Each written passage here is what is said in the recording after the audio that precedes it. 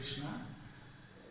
మనకి సహజంగా ఎవరికైనా ఒంట్లో బాగోలేదన్నప్పుడు ఎవరన్నా నాకు లివర్ ప్రాబ్లం వచ్చిందండి, నాకు కిడ్నీ ప్రాబ్లం వచ్చిందండి, నాకు ఏదైనా ప్రాబ్లం వచ్చిందని చెప్పినప్పుడు మనం ఆ విషయాన్ని తెలుసుకొని మనం దాన్ని అలా పక్కన పెట్టేయకూడదు.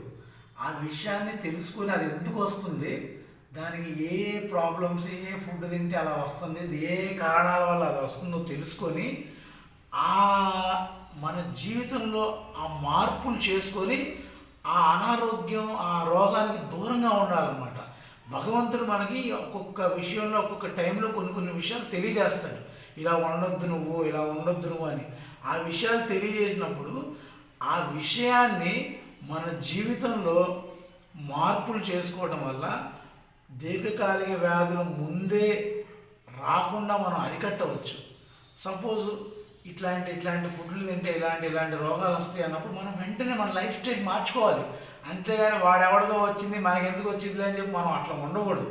ఇప్పుడు నేను ఎవరన్నా ఏదైనా వచ్చినప్పుడు ఇలా ఇలా చేసినప్పుడు ఇది వస్తుందా, ఇది మనం చేయకూడదని నా లైఫ్ డిజైనింగ్ వెంటనే మార్చేసుకుంటాను. అది ఆధ్యాత్మిక పురోగతి అన్నమాట. మన మనసు కూడా మారిపోవాలి.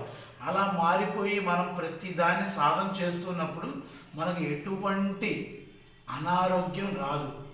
మన సాధన పురోగతి అనేది మన మనసు మారుతూ ఉంటుంది. అలా మారలేనప్పుడు సాధన పురోగతి లేదు అని అర్థం. హరే కృష్ణ.